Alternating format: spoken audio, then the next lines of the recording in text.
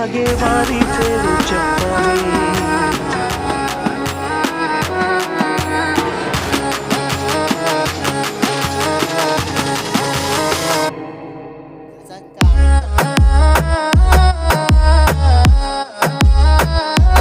అని చెప్పేసి అందరూ బౌలింగ్ బ్యాటింగ్ బాగా ఆడేది ఎక్స్ప్లెయిన్ ఇస్తున్నారు ఫ్రెండ్స్. చూడండి మీరే, అందరూ కూడా నాకు బౌలింగ్ వేసే లోపల కంగ్రాట్స్ చెప్పారు.